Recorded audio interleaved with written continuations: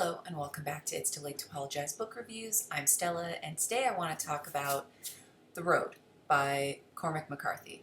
The Road was published in 2006 and won the James Tate Memorial Prize in 2006, the Pulitzer Prize for Fiction in 2007, and was adapted to a film in 2009. This novel received a lot of success extremely quickly, which might be surprising to some readers as response to the novel was good, but could tend to be polarizing. Since this is a contemporary work of fiction, I'll try to speak of it without spoilers so I don't ruin anyone's possible enjoyment of it. This book's plot is simple. It's about a boy and a man who are living in a post-apocalyptic world where most humans and animals have died. The land is scorched. The air is so filled with ash the sun never breaks through. Our two characters are traveling south and to the coast because they will not survive another winter where they are.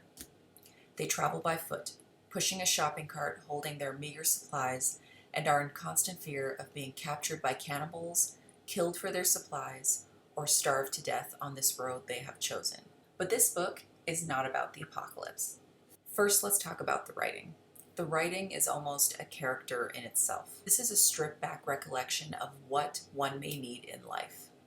I imagine McCarthy deciding to embark upon writing this novel like his characters did The Road. Everything that is carried must be of the greatest importance. There is no room for unicorn floaties for the pool. There is no room for nonsense. Only the most vital and important things get a place. That is how I feel McCarthy set about writing this work. Backstory? Irrelevant. Character names? Don't need them. Geographic destinations? Nope. Punctuation? Well, he kept periods and paragraph breaks, but that's it. It's like McCarthy weighed this puppy at the airport and went back in knowing he could make it leaner still. Many have said that his writing is very Hemingway and Melville in style, and I can see it in the writing simplicity. While some may say the writing was too sparse, I say it worked perfectly for me and for the themes of this novel. This is the first novel of McCarthy's I've read, but I got Blood Meridian queued up and ready to go. But as I said, this book is not about the apocalypse. It's not even really about the specific characters. It's ambiguous on purpose. There is not much description of the characters, about their names or histories even, but it's not about that. It's about a boy and his father trying to make their way through chaos and hell together. And it's only their love for one another that makes surviving that hell worthwhile. This boy is the only good thing in a depraved, dark, and dying world. And the man wants to protect that good at all costs to himself, even if it means he must kill his son to prevent a worse fate befalling the child. The man sees the boy's innocence as something holy he must protect, but he must also teach the boy to survive in this hostile wasteland. And it's a constant war, back and forth over the innocence of this little boy, to be good or to survive. It's heartbreaking, but it's beautiful. And it's a struggle all adults who have children in their lives they love must go through at some level.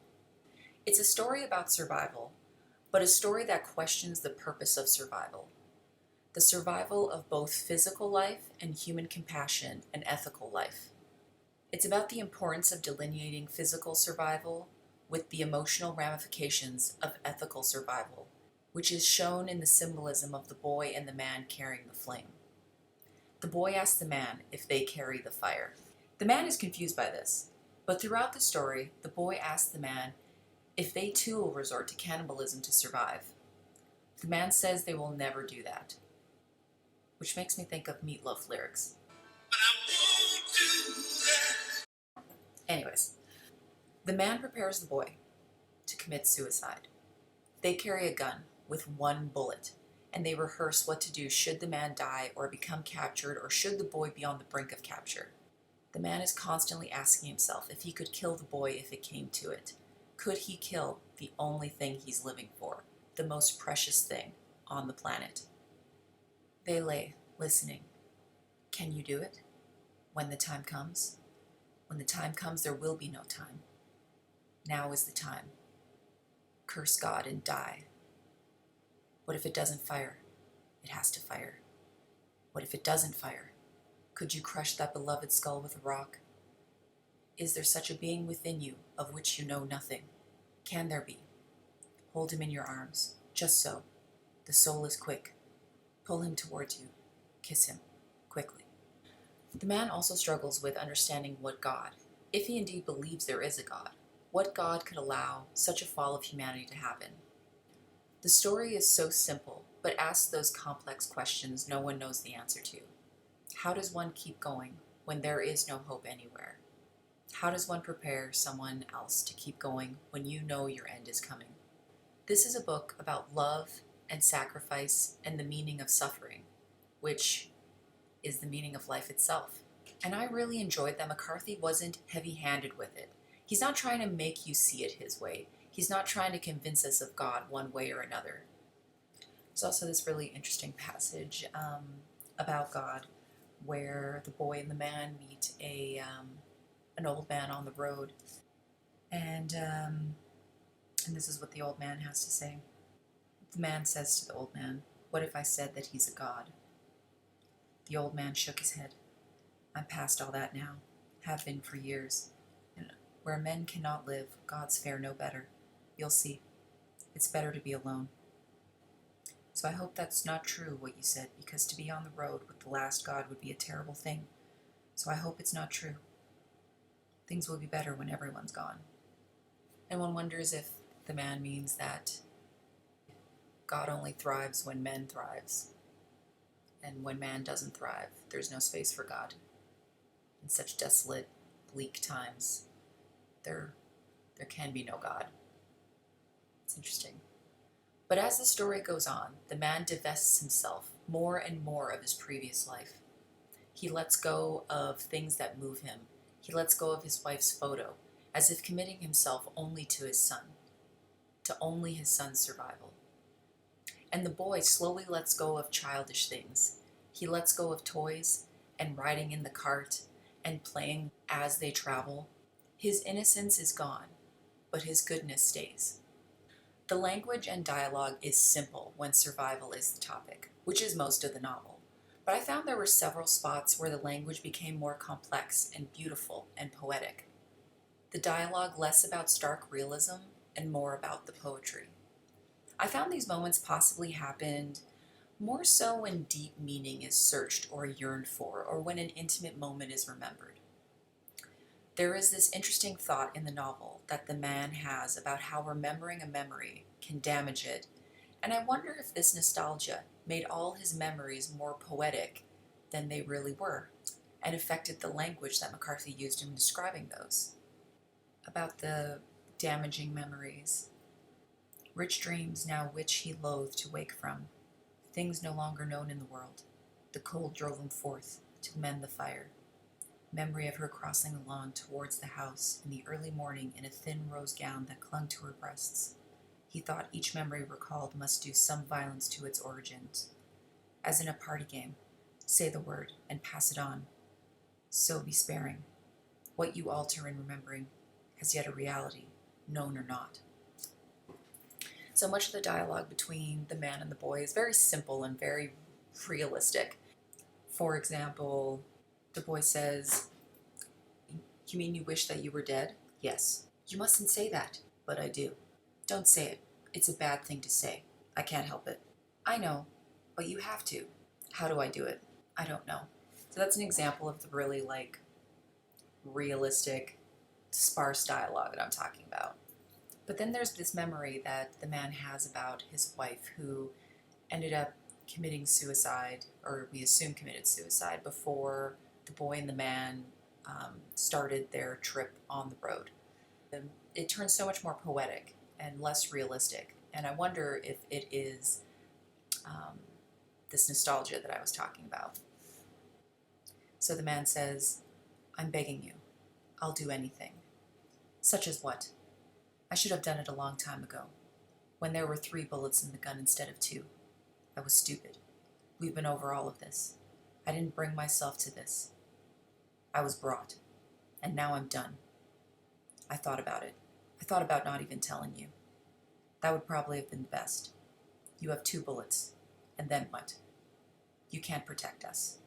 You say you would die for us, but what good is that? I'd take him with me if it weren't for you. You know I would. It's the right thing to do. You're talking crazy. No, I'm speaking the truth. Sooner or later, they will catch us and they will kill us. They will rape me. They'll rape him.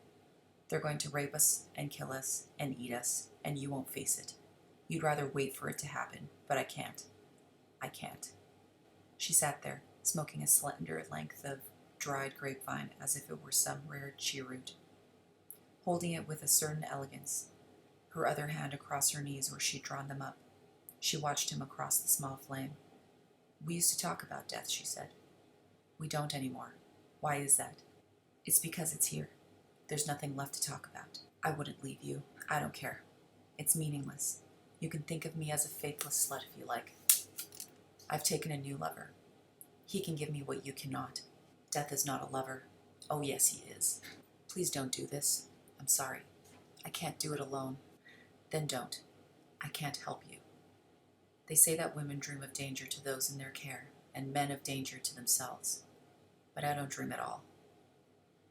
You say you can't? Then don't do it. That's all. Because I'm done with my own whorish heart, and I have been for a long time. You talk about taking a stand, but there's no stand to take. My heart was ripped out of me the night he was born, so don't ask for sorrow now. There is none. Maybe you'll be good at this. I doubt it, but who knows? One thing I can tell you is that you won't survive for yourself. I know because I would never have come this far. A person who had no one would be well advised to cobble together some passable ghost, breathe it into being, and coax it along with words of love. Offer it each a phantom crumb, and shield it from harm within your body. As for me, my only hope is for eternal nothingness, and I hope it with all my heart. He didn't answer. You have no argument, because there is none. Will you tell him goodbye? No, I will not. Just wait till morning, please. I have to go. For the love of God, woman, what am I to tell him? I can't help you. Where are you going to go? You can't even see. I don't have to. I'm begging you. No, I will not. I cannot. This is a dark book about somber and cruel things, about the monotony of suffering and survival.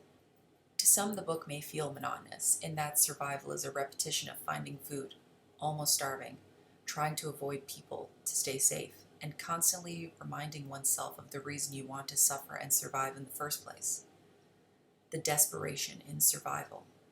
But it was also gripping and extremely tense at times. But I really enjoyed it, and I think you might too. If The Road sounds like something you might be into, give it a try. If you've already read it or watched the movie, leave me a comment down below. The film was one of the most faithful adaptations to a book I've ever seen. The movie left me in a funk that made me hold off reading the book for quite some time, but the book made me love the story's themes even more than the movie did. So that's The Road. I hope you read it. Hope you enjoy it. Thanks for watching, and I'll talk to you in the next video.